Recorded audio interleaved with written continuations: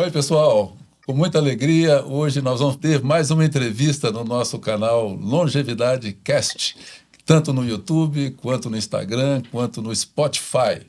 E hoje nós temos um tema extremamente interessante e que toca muito de perto as mulheres, né?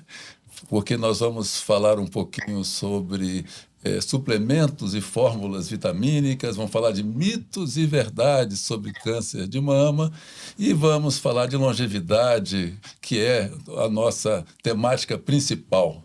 Mas antes de apresentar uma pessoa que vai nos esclarecer, que vai nos trazer um monte de informações, porque é expert, eu quero chamar aqui meu amigo Dátoli, que é o meu parceiro desse projeto, que também diga Pois algumas é. palavras. Assim, é uma felicidade receber uma profissional qualificada como essa que nós vamos entrevistar.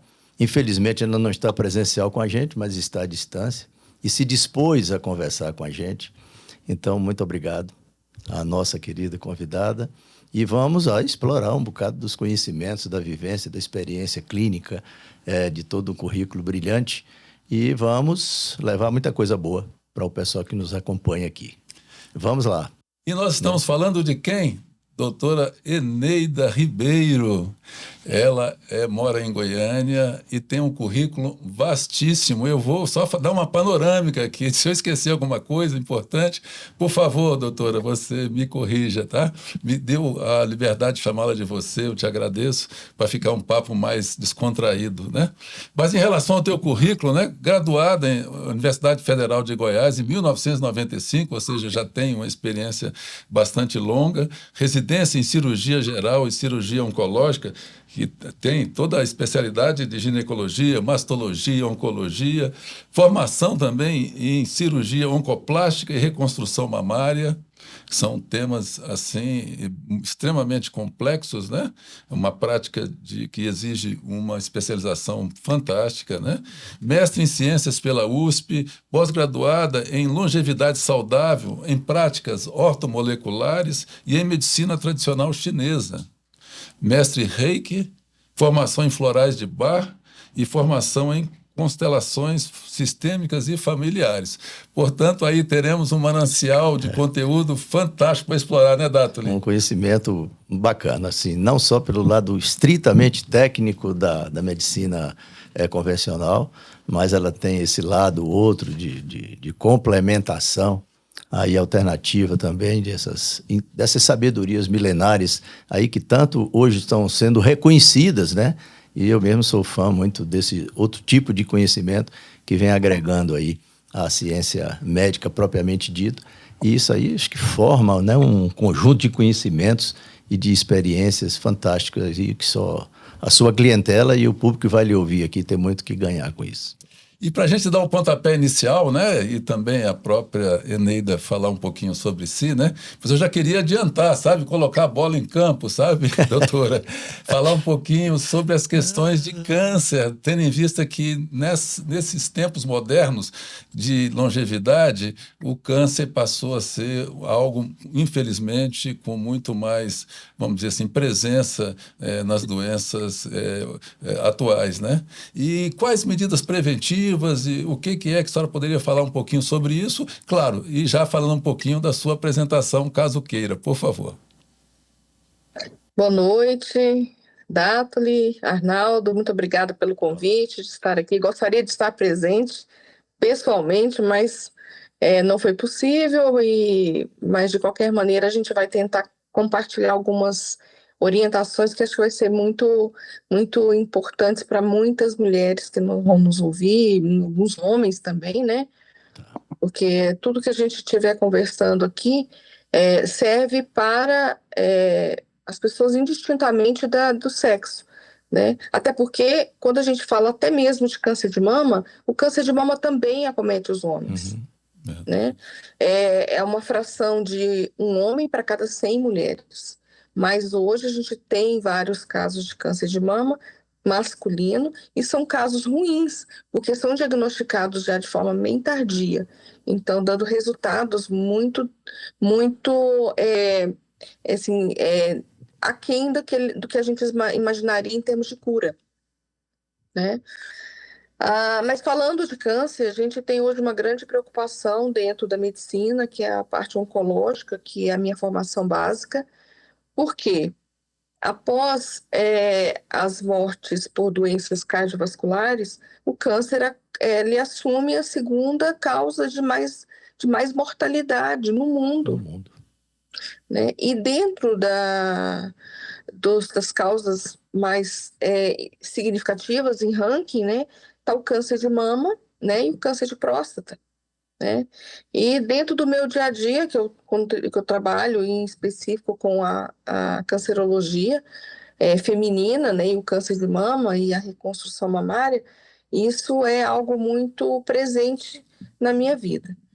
E hoje a gente tem a preocupação de, no dia a dia, trazer uma orientação um pouco mais profunda para paciente que nos procura, não só para o tratamento, mas também para o aconselhamento.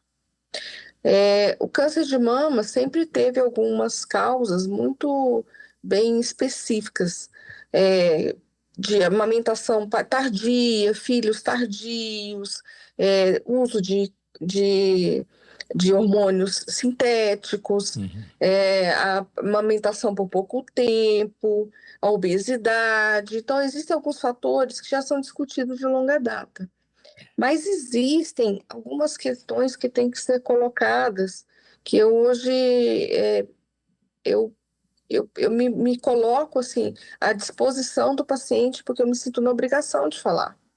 Então, hoje a gente tem questões importantes que são trazidas pela medicina integrativa, e são as causas básicas do adoecimento, que não é só do câncer.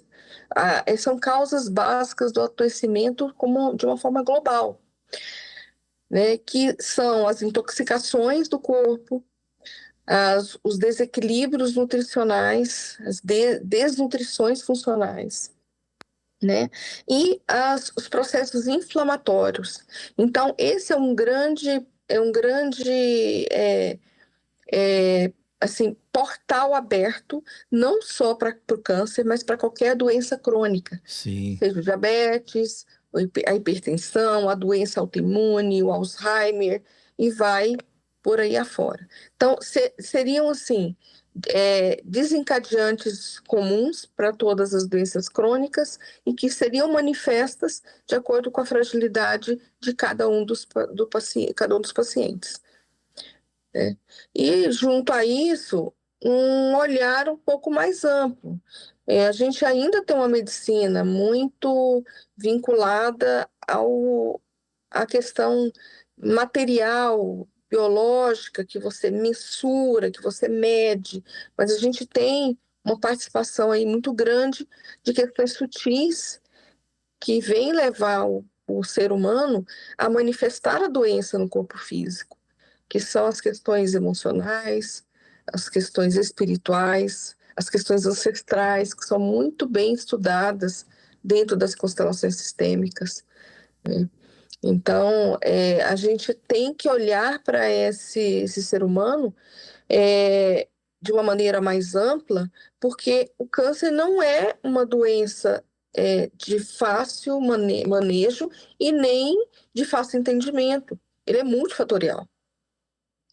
Então, não tem mais lugar para se ver o paciente apenas como um bloco de receita, ou então um procedimento cirúrgico, né? Tudo começou assim na minha vida com os florais de Bach, lá adiante, lá atrás, aliás, há mais de 10 anos atrás, quando Eduardo Bach é uma coisa muito interessante, eu não sei se eu posso contar, assim, estender. O Eduardo Bach era um médico, cirurgião, ele teve um câncer do estômago e optou por não operar. Ele abandonou o hospital e foi morar num campo, foi morar num lugar rural. E aí ele, observando as plantas, ele observava que elas tinham um comportamento diferente. E ele recebeu isso foi uma canalização, ele recebeu essa orientação de alguma maneira. Uhum. E ele criou 38 essências florais, cada uma com uma assim, uma determinação para tratar, a princípio, um quesito emocional. E o Edward Bach, ele se tratou com os florais e viveu 20 anos. Para quem conhece a oncologia e sabe como que é o desencadear de uma doença como câncer de estômago, foi algo surpreendente, Uhum. né? Então, e ele coloca muito bem isso no livro que ele descreveu, que o médico, se ele não começar a ver o ser humano de uma forma integral, ele vai dar lugar ao terapeuta.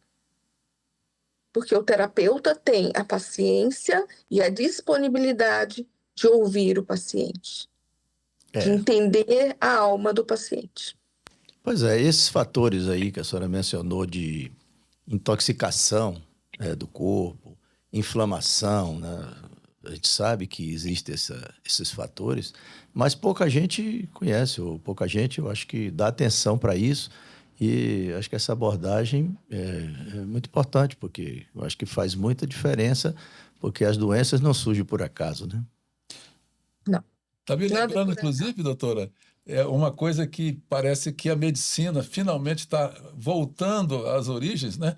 Eu não sou especialista, longe disso, é a senhora, mas o Hipócrates, que é o pai da medicina, ele já falava que tinha que tratar, não era a doença, e sim o doente. Aham. Portanto, a prática integrativa citada pela senhora e essa visão holística é exatamente com essa perspectiva, de ver de uma maneira mais global o doente, na verdade, não é nem o doente, é ver o ser humano, né?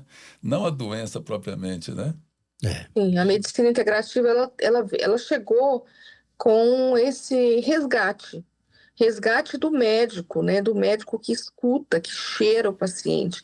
E isso, assim, dentro, por exemplo, da medicina chinesa, foi algo que me trouxe assim um olhar clínico diferente, que a gente se esquece dentro da universidade, que é ver o paciente desde a hora que ele aponta na tua sala, na sua porta, ver como ele caminha, o cheiro do paciente, a cor da pele do paciente, como ele verbaliza, como ele se apresenta.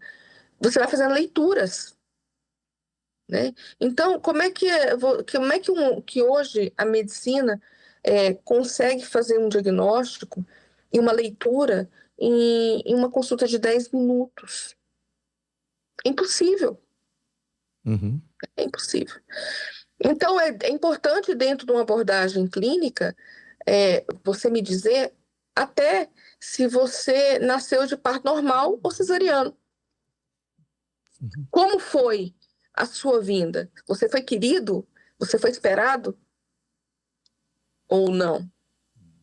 Tudo isso tem um impacto muito grande, né? Em que fila você está dentro da sua família?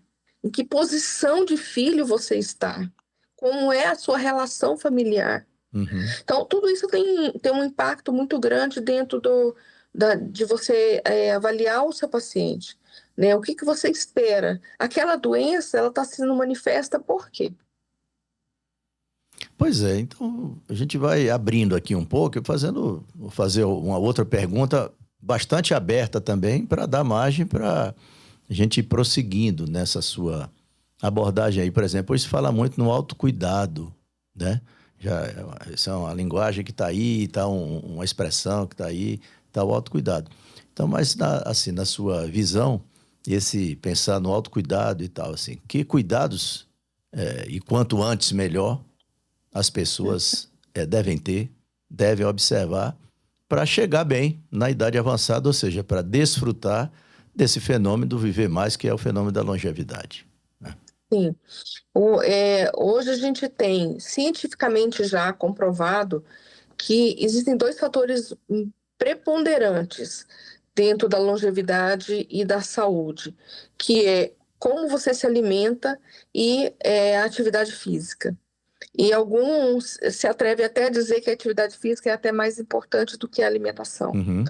Então, isso é autocuidado. É você manter um corpo ativo.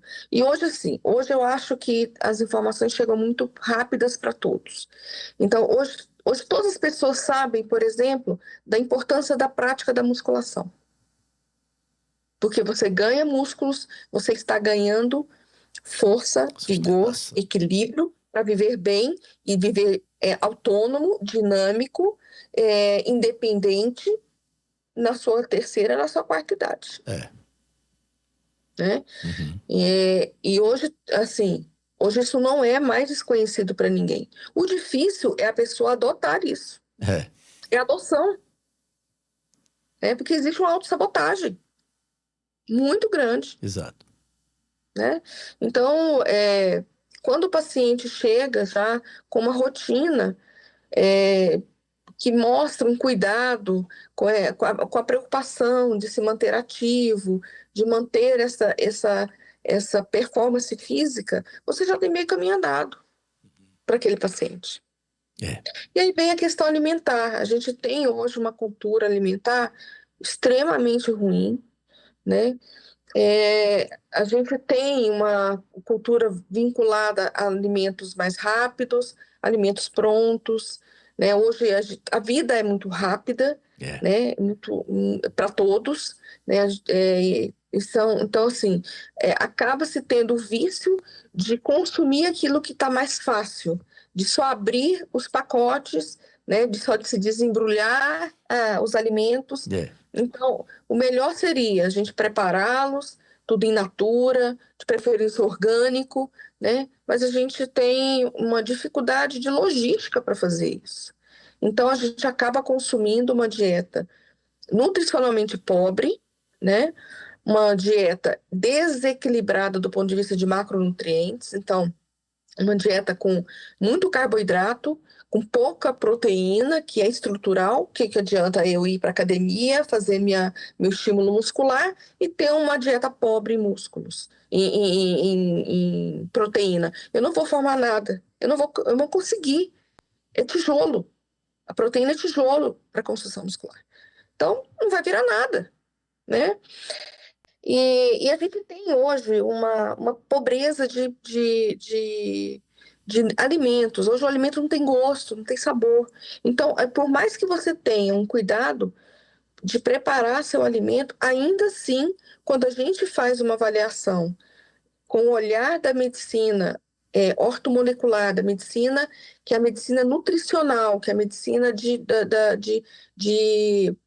minerais, de vitaminas, de elementos que são essenciais à vida, a gente vê o quanto está deficiente. E é aí que entram as suplementações. Esse tema aí é muito interessante. Depois eu quero te fazer uma pergunta bem assim própria, focada nisso, porque eu sei de vários clientes suas que já utilizam suplementos e fórmulas que têm auxiliado demais. Eu queria até que, se você pudesse falar um pouquinho disso, seria muitíssimo interessante. Sim. Então, eu já tenho uma estrada aí, esse ano vou fazer 30 anos de medicina, né? E a gente aprende na escola a fisiologia humana, a bioquímica, e isso parece que é deixado para trás. Então, hoje a minha abordagem clínica, ela passou a ser mais minuciosa.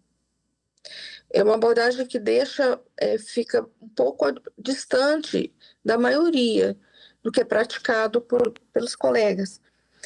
Por exemplo, eu, como cirurgiã, hoje eu tenho uma abordagem pré-operatória totalmente diferente. Então, hoje eu trago um pré-operatório chamado pré-operatório integrativo.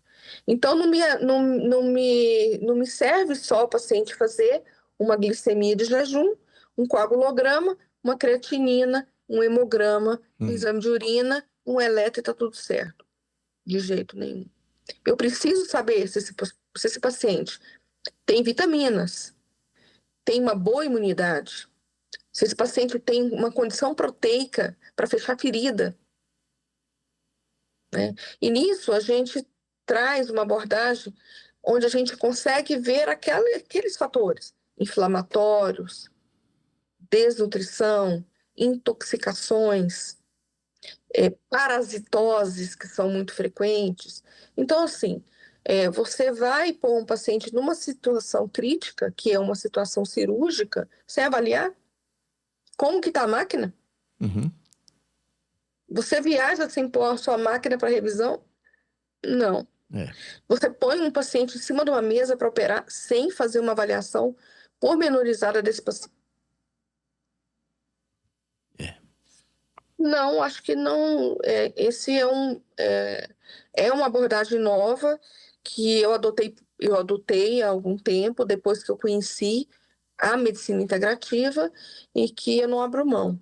E isso é no dia a dia das consultas clínicas. Então, para mim é muito importante hoje se meu paciente tem uma boa vitamina D, se ele tem uma boa vitamina B12, uma boa vitamina B9, um bom zinco, um bom selênio, se ele tem uma proteína legal, se ele tem marcadores inflamatórios que estejam de acordo com uma boa saúde. Isso me dá subsídios para modular esse paciente. Uhum. E isso a gente está falando de nutrientes, fora hormônios. Porque os hormônios são a nossa orquestra de vida. Aham. Muito legal. Ô, Arnaldo, eu vou tangenciar aqui para um outro enfoque, né? Porque já que é essa sua visão mais ampla, queria puxar um pouco. A ciência cada vez mais reconhece as questões da espiritualidade como auxiliar, como fator importante em recuperação e até mesmo em processo de cura, né? Então, comprovadamente, até várias pesquisas e tais. Mas é uma coisa que a ciência médica ainda está em processo de transição, de adaptação, e que pese até a própria Organização Mundial da Saúde já tem incorporado o conceito de boa saúde, incorporando, trazendo a questão da espiritualidade também. Mas gostaria de ouvir a sua visão. Como é que você vê esse aspecto da espiritualidade no seu processo aí de avaliação clínica, do enxergar o paciente e se, de fato, assim, você leva isso em consideração mesmo em termos mais práticos, como que seria e tal, que fatores avalia nesse particular? Sim, porque acho que é uma curiosidade que muita gente tem até. Sim. A gente. Espiritualidade é diferente de religião, né? A gente tem que Sim. sempre frisar isso. Uhum. Mas eu tenho cuidado de sempre perguntar qual é a fé daquela pessoa que está comigo, porque a gente tem que respeitar o olhar de cada um. Mas existem hoje trabalhos científicos mostrando, por exemplo, a, a diferença que faz no resultado terapêutico de um paciente hipertenso que ora e que não ora. Uhum. Vários trabalhos mostrando o impacto da prática do Reiki e da meditação na recuperação de pacientes. Então, eu sempre coloco isso na minha abordagem do dia a dia. Mesmo que o paciente não fale para o paciente em religião, mas eu, eu tento colocá-lo, para colocar para ele a importância, por exemplo, de um momento de desacelerar, Uhum. de colocar o seu sistema simpático para recuar, uma respiração consciente. Não é raro, às vezes, que você vai escutar um pulmão, o pulmão está totalmente colabado, porque a respiração é superficial, é daqui para cima, é só para sobreviver. Exato. Então, eu peço, se você tem uma religião, faça uma oração. Você não precisa fazer uma meditação. Faça uma oração. Tenha um momento de você com você mesmo, de você com o Criador, com o que você acredita. Faça uma respiração consciente. Desacelera, uma música suave. Porque nós vivemos um tono simpático o tempo inteiro. Em alerta, taquicárdico, pressão nas alturas. Né? Então, a gente tem que sair dessa posição simpática hiperestimulada.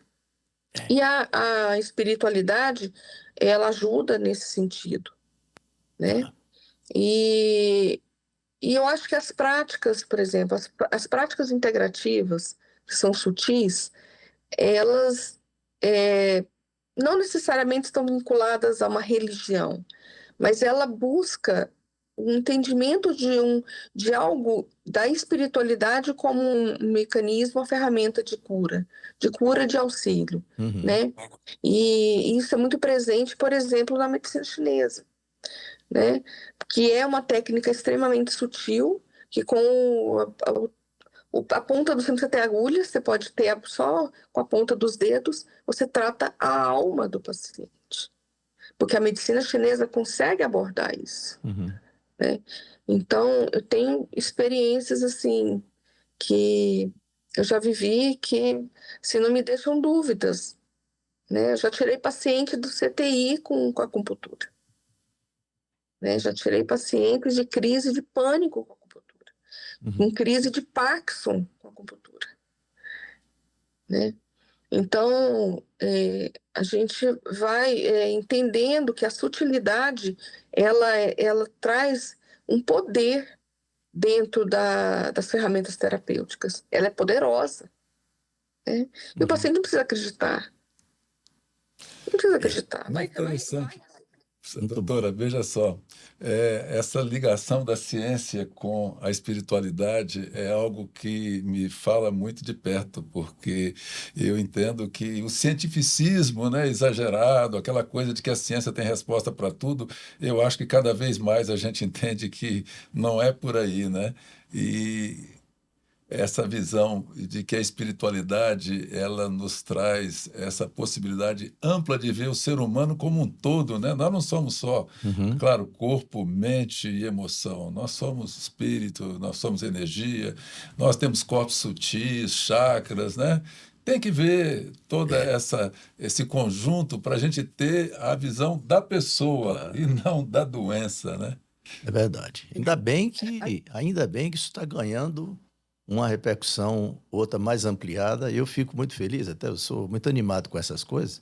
Aí quem me conhece sabe das minhas abordagens, né? E eu, assim, com muita satisfação, vem crescendo uma linha dentro da própria medicina, uma linha clínica chamada medicina do estilo de vida, que incorpora essa variável também.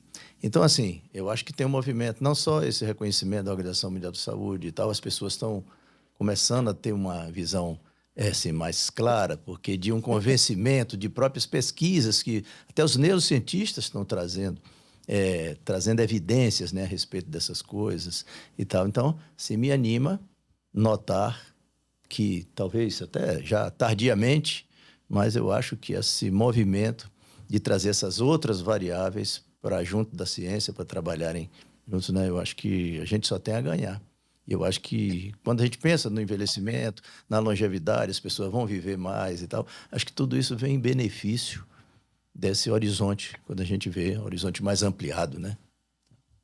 Exatamente. Você me falou uma coisa, doutora, que com essa visão ampliada você tem tido, se eu entendi bem, algumas surpresas, né? No sentido de que talvez aqueles métodos tradicionais não ofereciam resultado e de repente você teve uma reversão de um quadro considerado pela ciência já, vamos dizer, perdido. Tem algumas situações assim que você gostaria de citar, assim, ano passado? Sim, eu tenho assim, minha última aquisição dentro do meu dia a dia foram as constelações, né? Parece que a gente recebe chamados, né? Então, eu recebi um chamado de me formar como consteladora, porque foi algo que foi muito transformador para mim, e eu entendi que aquilo poderia fazer muita diferença no trabalho que eu desenvolvo, em especial dentro do câncer. Mas eu tenho um acontecimento dentro do consultório que foi uma paciente que tinha um quadro de calafrio. Então era algo assim muito incômodo para ela. Doutor, eu tenho um calafrio, é algo muito ruim, eu estou me sentindo muito mal. E aí a primeira abordagem é você olhar com o olhar técnico, né, científico. Então Uhum. vamos procurar um foco infeccioso, né, bactérias dando calafrios, né. E a gente fez uma abordagem clínica, não achamos nada. Olha, você vai num odontólogo, vai olhar as suas raízes dos dentes, vai procurar um colega também cardiologista, fazer uma olhada das suas válvulas cardíacas, vamos cobrir tudo, né? Para a gente não deixar passar nada sem ser visto. E assim foi, a paciente foi embora e retornou com um ano depois. Um ano depois ela me chega no consultório, doutora, eu vim aqui pedir socorro, porque eu tô cada dia pior. Trouxe um calhamaço de exame desse tamanho, os exames não tinham nada que justificassem os sintomas, e aí eu falei, bem, pois bem, então hoje nós vamos trabalhar diferente. Coloquei os exames de lado e eu, dentro do consultório, eu trabalho com constelação com os representantes, com os bonecos, né? E quando a gente abre o campo e começa a fazer uma pesquisa, o que a gente encontrou? A gente encontrou 2 abortos provocados. E dentro da constelação, a morte, ela tem uma tradução em calafrios, em frio. E aí a gente ressignificou tudo aquilo que tinha acontecido e ela foi embora. Retornou com mais ou menos uns 30 dias, com alguns exames, porque o doutor tem que pedir alguns exames, né? Mas você me faz esses exames aqui e traz para mim. Então ela voltou com esses exames prontos. E aí eu falei, e agora? Como é que você está? Acabou o calafrio. Olha só. Então é isso. Eu tenho um outro caso também, assim, que foi algo que me deixou muito impactada, que foi uma paciente que chegou no consultório, já com 10 anos de tratamento de câncer de mama, já tinha operado a mama de um lado, teve câncer na outra, teve recidiva, tirou as 2 mamas, fez reconstruções com a parede abdominal e evoluiu com metástase para todo lado. Ela tinha um PET-CT, que é o exame hoje mais minucioso, né, que vê o corpo inteiro. Ela tinha um PET-CT, assim, coalhado de lesões metastáticas. E chegou, falou, olha, eu vim aqui porque uma amiga minha me pediu para vir, mas o meu médico, o meu mastologista, o meu oncologista clínico me deu 3 meses de vida. E aí eu disse a ela, olha, eu não sei se tem alguém com esse poder aqui nessa terra de dar tempo de vida para alguém. Então, eu preferia que você não se apegasse a isso e a gente cuidasse de você. E nós começamos um tratamento com ela, com ozonioterapia, com soroterapia, com as formas da ortomolecular, com acupuntura, e a doença sumiu toda. E ela manteve o tratamento com o medicamento oral que ela já vinha usando quando ela chegou no consultório. E mantém o que você já está fazendo. A gente vai acrescentar aqui. E as lesões todas desapareceram. Ela fez um PET-CT completamente normal. E passou 2 anos e 4 meses sem doença. Mas é uma doença que tem vida própria, que é até uma coisa interessante da gente conversar. E em um determinado momento ela começou a tomar corpo de novo. E eu tinha programado fazer uma constelação para ela. E ela foi para a UTI e não voltou mais. Então, mas foi assim, como que uma guerra. E quando a gente entrou com armas diferentes, a doença recuou. Mas em algum momento ela voltou com força total. Doutora Eneida, voltando de novo para pregar naquelas questões lá do autocuidado e tal, mas agora eu vou um pouquinho aqui perguntando numa outra vertente, com o mesmo objetivo de como chegar na vida saudável no envelhecimento, ou seja, com a avançada idade, no envelhecimento e tal. Assim, a senhora já mencionou os fatores principais, e aí eu pergunto, como é que você atribui, que fator você atribui? É o fator da genética, nessa influência do chegar lá saudável. E hoje já se fala, está muito aí já sendo apreciado, discutido pela própria ciência, a questão da epigenética, né? Então, qual peso você daria para esses fatores? Como é que se impacta assim, no conjunto dos cuidados e dos fatores que levam a envelhecer bem ou não? Sim. Isso. Por exemplo, dentro da oncologia, nós temos 5% de tumores que têm a herança familiar presente. Sim. 95% dos casos são eventos isolados. Dentro da medicina chinesa, ele traz também essa estatística de que 5% é a sua essência, é o seu ti essencial. O restante é o ti que você traz do alimento e da respiração. Então, a epigenética é algo que tem hoje é muito bem olhado e tem um impacto muito grande, só que ainda é muito desmerecido. Hoje, por exemplo, dentro da mastologia, tem se defendido o uso dos testes genéticos a cada dia com mais veemência. Né? E como que fica uma pessoa com um teste genético positivo? O que eu vou oferecer para ela? Uma mastectomia profilática, uma retirada de ovários, e como vai ficar essa pessoa emocionalmente ao longo da vida com um BRCA1 e 2 mutado dentro do seu gene. Com essa marca, né? Então... É uma marca. Tá quase com um decreto. Né? Então, eu acho que isso é muito temerário e, em momento algum, a gente ouve se falar de epigenética. Se falar que você mudar o seu estilo de vida, você tem um impacto para evitar a doença. Você mudar seu padrão mental, você tem um impacto para você evitar o adoecimento do corpo. Que você mudar suas condições de ancestralidade que você traz, o peso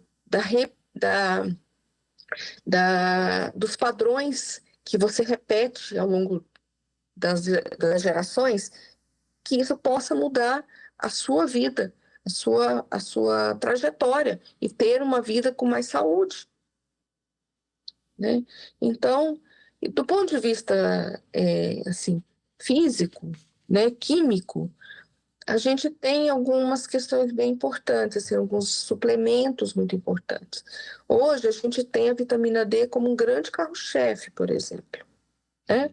A vitamina D, dentro do corpo, ela tem um comportamento hormonal. Né?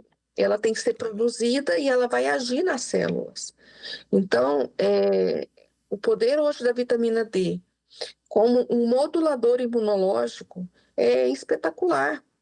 Então, ela era tida apenas como uma vitamina que evitava o raquitismo, né? Que é a deficiência, assim, absurda de cálcio, de calcificação óssea com uma deformidade óssea, que já teve muito, né?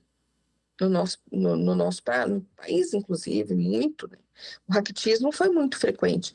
E a vitamina D, ela é utilizada, quando utilizada, só com o propósito de evitar o raquitismo, porque ela aumenta a absorção do cálcio.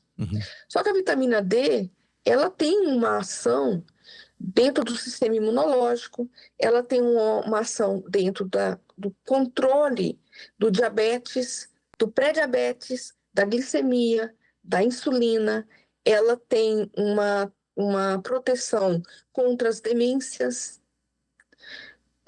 A vitamina D, ela te permite uma performance física melhor. Você sem vitamina D, você não vai ganhar massa magra. Ou se ganhar é muito pouco. Você pode otimizar isso com uma boa vitamina D. Né? Enfim. É incrível. Né? É um dos carros-chefes dentro das nossas modulações é a vitamina D. E existe muito medo da vitamina D. Então, os colegas têm medo de prescrever a vitamina D e o paciente se intoxicar. né? Então é o medo da vitamina D que, se você ficar estatalado no sol, você vai produzir, né? Que uma pessoa branca, em uma exposição solar de 20 minutos, de meia hora, ela produz em torno de 10 mil unidades de vitamina D. Então, é um medo de um suplemento te intoxicar, mas nenhum medo de prescrever um medicamento que tem efeitos colaterais desastrosos, como é o medicamento para colesterol, por exemplo, que Entendi. tem sido usado de forma assim muito indiscriminada, meu ver, que Sim. tem seu lugar, tem sua indicação, mas que tem sido utilizado de forma extremamente indiscriminada. Então, assim, a medicina tem medo do suplemento, mas não tem medo do remédio. Uhum. Lamentavelmente, é um pouco do que hoje a gente observa, né? Os É, remédios. Aqui em Brasília, e eu tenho impressão que em outros lugares, né? Também, eu que viajei agora recente para São Paulo, Porto Alegre, Rio e tal, e eu vejo como que a cada esquina tem duas, três farmácias, né? É. E fechando coisas que poderiam estar, vamos dizer assim, trazendo saúde propriamente, não apenas curando, né? Que o remédio remedia, né? Ele não cura, né? Mas eu queria te fazer uma pergunta para você, Neida, que é o seguinte: você falou um pouquinho sobre câncer e a tua especialidade. Mitos e verdades em relação ao câncer, especialmente para as mulheres, né? Há, vamos dizer, uma crença de que o câncer vem muito em função da família. Você acabou de esclarecer que apenas cerca de 5%, né? Que tem a ver com a herança Resposta. hereditária e tal. Mas eu sei que tem muitas coisas assim equivocadas em relação a isso. Você teria alguma coisa para nos alertar, para evitar esses mitos indesejáveis? eu acho que assim, existe um apego, por exemplo, à prevenção do câncer, baseado em exames. Isso nunca foi uma prevenção, né? Isso é, no máximo, um diagnóstico precoce. Então, a gente não pode só assim, estimular a paciente a realização dos exames. A gente tem que estimular essa paciente a mudar o estilo de vida. Por quê? Hoje, uma das grandes desencadeantes do câncer é justamente a condição do pré-diabetes, que ele não é diagnosticado, né? Então, a mulher com câncer de mama, que está obesa e que tem diabetes, o diabetes mellitus já diagnosticado, ela tem uma abordagem dentro da oncologia, né? Ela é estimulada a emagrecer, a fazer controle glicêmico, né? Enfim. Mas e a mulher que tem a resistência insulínica, o pré-diabetes, que nem diagnosticado está? Esse é um grande vilão. Esse é uma grande porta aberta. Por quê? A pessoa com resistência insulínica, ela tem um aumento dos níveis de insulina no sangue. E a insulina é um hormônio que é necessário para o nosso corpo, é necessário para produzir músculo, é necessário para a nossa sobrevivência, porque vai jogar glicose dentro das nossas células e vai nos trazer energia, mas em estado de níveis elevados, ela vai ser inflamatória e ter uma ação proliferativa. Uhum. Então, ela tem uma ação que colabora para o crescimento tumoral, né? Então, o pré-diabetes, a resistência insulínica, ela não é vista.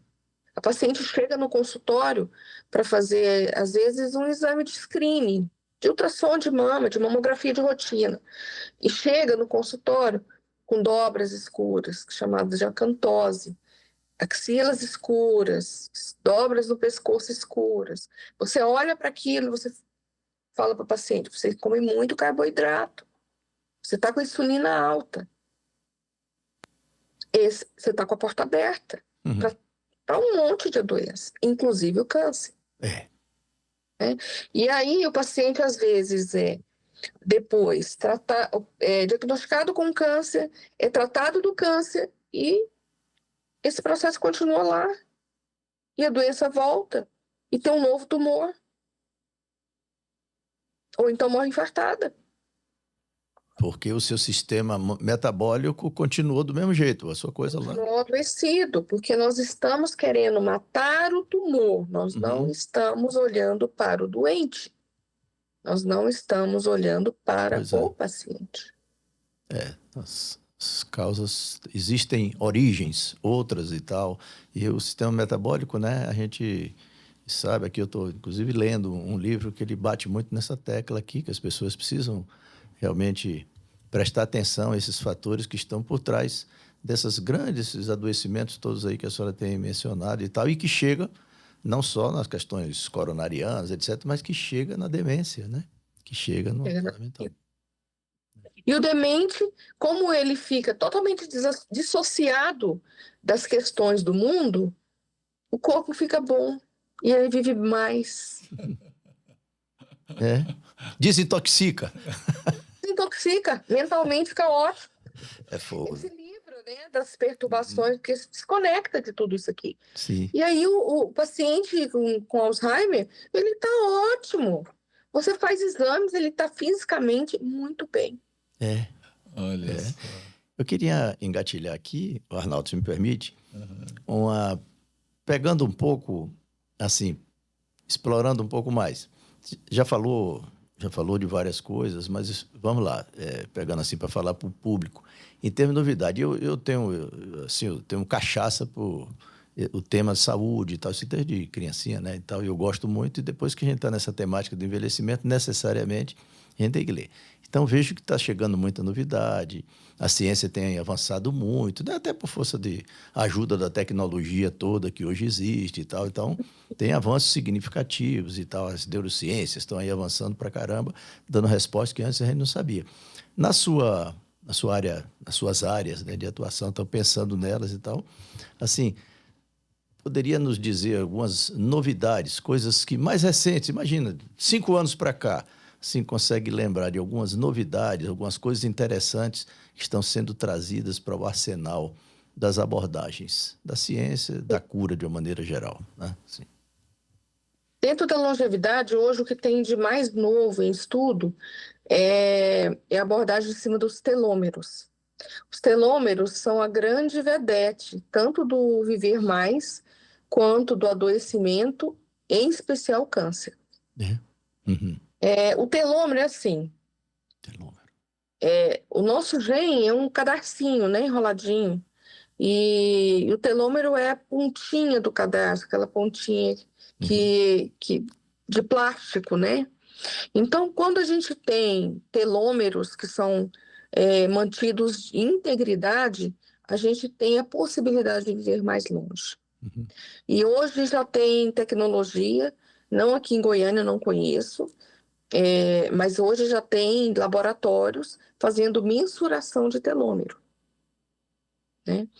E a medicina ortomolecular, a medicina da fisiológica, ela tem trabalhado em suplementações que retarda a perda desses telômeros e está se falando até em recuperação telomérica, né? Então, esse é o caminho hoje de mais novo que nós temos dentro do envelhecimento, né?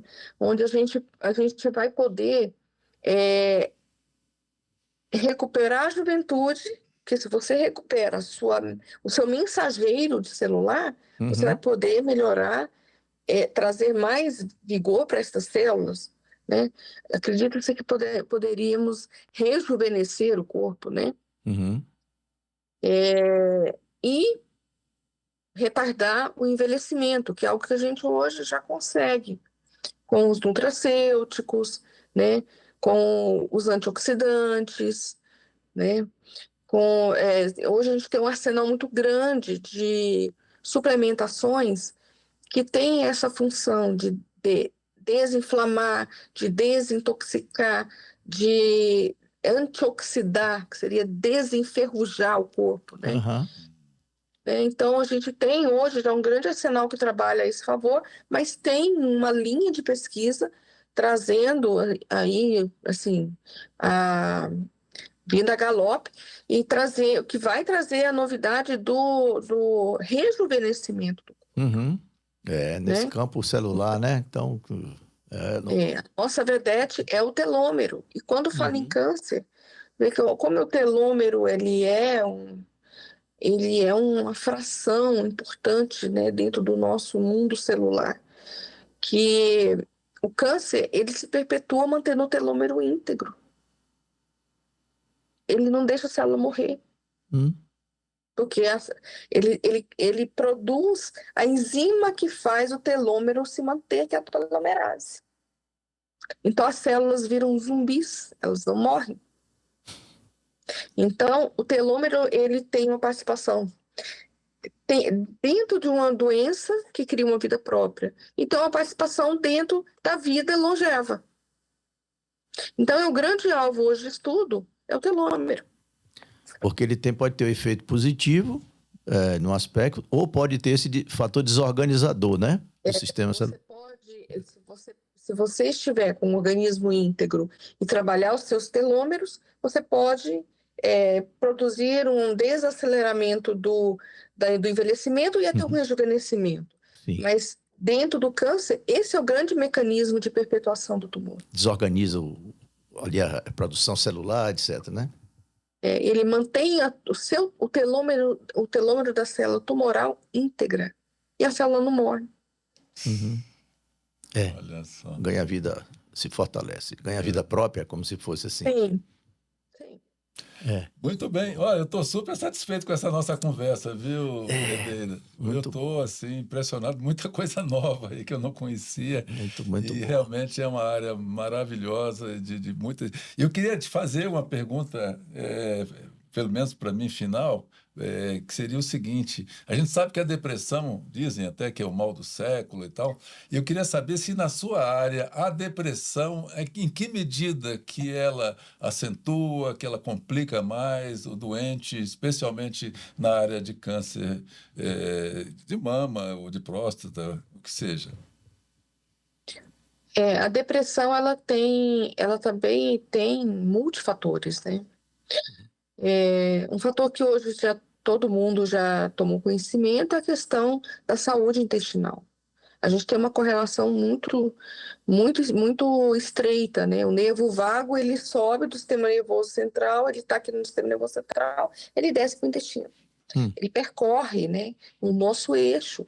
Então, a gente tem uma ligação grande de saúde intestinal e cérebro, e nisso está a questão do comportamento. Quando a gente pensa também que o nosso sistema nervoso ele funciona através de neurotransmissores, e que esses neurotransmissores eles podem estar deficientes até e principalmente por questões de desnutrições, por falta de produção de neurotransmissores, de substâncias que são ativas do sistema nervoso central, a gente tem aí uma brecha para você fazer uma transformação desse paciente. Então, você pode induzir o corpo a produzir serotonina e melhorar o humor, induzir o corpo a produzir dopamina e melhorar a recompensa, melhorar a atenção, melhorar o Parkinson. Induzir o paciente a produzir noradrenalina e ter mais vigor, né, ter mais força. Então, e se a gente consegue fazer essa manipulação e tem um paciente com um equilíbrio emocional, você de imediato vai ter também um controle melhor do seu sistema imune. E o sistema imune é o grande guardião. Claro. Que vai nos dar a possibilidade de reconhecer uma célula cancerosa, que a gente tem células cancerosas o tempo inteiro no corpo, e aí o nosso sistema de defesa que está em alerta vai lá, detecta e mata, né? Até mesmo uma virose, né? A gente tem vivido uma era de muitas doenças virais, né? Então, o nosso sistema imune ele é o nosso grande protetor. E um ser que está com deficiências de neurotransmissores, a ponto de estar com quadros de oscilação de humor, depressão, ansiedade, ele vai ter o sistema imunológico completamente afetado. Então, nada é isolado, é um contexto. Perfeito. Uma explicação científica de como que a gente já sabe e intuitivamente, talvez até pelas nossas tradições, de que a pessoa que está bem está emocionalmente, está bem de vida, as doenças praticamente não aparecem. Você aparece e vai embora rapidinho, né? Exato, exato. Parece que elas ficam mais blindadas, né? É a questão do Sim. bem-estar, né? A boa sensação, né? De estar bem com a vida, né? E isso É. não tem nada a ver com, não necessariamente com padrão de vida, com a questão do status e a questão financeira, né? É isso aí. Não é? É isso. Não tem. Bom, doutora, eu acho que a gente pode ir fechando aqui, já ocupamos um bocado a doutora Eneida, mas foi uma conversa tão boa. Eu queria deixar agora esse espaço aqui, né? A gente deixa o espaço final. Fica à vontade aí, doutora Eneida, para alguns aconselhamentos, algumas considerações, reflexões finais e também falar um pouco do seu contato, se quiser deixar contato, rede social, alguma coisa para que as pessoas possam interagir e, quem sabe, de repente, lhe acompanhar mais de perto e tal, tá? Mas, olha, muito obrigado. Excelente. Eu quero agradecer a oportunidade de estar aqui nesse bate-papo, foi tão agradável, Nathalie, Arnaldo. Foi muito bom conhecer vocês e a gente fazer essa troca de vivências, né? E eu quero dizer que a gente precisa entender que a saúde, a vida, ela está na mão de coisas muito simples, da simplicidade, né? De coisas pequenas. A gente não tem por que buscar tão longe a plenitude, o bem-estar, o estar bem. Isso está mais perto do que a gente pensa e mais simples do que a gente imagina. E isso faz toda a diferença nessa caminhada, porque você se conhecendo, você se transformando, você transforma totalmente a sua vida, a sua saúde, a sua missão. Você acaba entendendo a sua missão aqui, né? E tem uma caminhada totalmente diferente, né? Você pode mudar a sua trajetória aqui, né? E com mais saúde, com mais equilíbrio, com mais paz, com mais colaboração, né? Eu acho que aos poucos o mundo está mudando, né? Vai demorar um bocado, mas eu já fico feliz. A gente está vivendo momentos aí difíceis dentro do nosso Brasil, né? De tragédias e tal, Sim. mas a gente começa a ver que as pessoas estão começando a ter gratidão, a ter compartilhamento. Isso são quesitos que fazem bem à alma Sim. de quem doa e de quem recebe. Então, eu vejo que a gente se vincular às questões mais simples, mais sutis, nos permite estar melhores, mais saudáveis, tanto emocionalmente, quanto fisicamente, quanto espiritualmente. Corpo são e mente sã. Sim, como uma premissa. E aí, você está em rede social, está no Instagram, né? Eu tenho o meu Instagram profissional, que é doutora Eneida Ribeiro. Eu posto algumas orientações técnicas, né, no nosso dia a dia de trabalho, e estou terminando de edificar uma clínica de medicina integrativa em Goiânia, que eu espero que em julho a gente já possa estar de portas abertas com todo esse arsenal terapêutico de ozonioterapia, de soroterapia, da medicina chinesa, Excelente. da medicina integrativa, né, das constelações, podendo oferecer um olhar diferente na recuperação da saúde e na prevenção da doença. Que bom. Né? É isso. Pudesse depois nos indicar, até para a gente escrever direitinho todas essas coisas, porque lá na descrição, né, do vídeo a gente vai colocar isso para que tenha mais visibilidade, né? E parabéns porque a visão de Hipócrates, né? A visão que fala não da doença, e sim do ser humano, está sendo assim abraçada com tanta expertise, com tanta qualidade por você. Muito bem representado. Muito obrigado, viu? Obrigado, doutor. Eu que agradeço essa oportunidade e estou sempre à disposição. Grande abraço, viu? Até breve, Grande outra abraço oportunidade. para vocês. Tchau.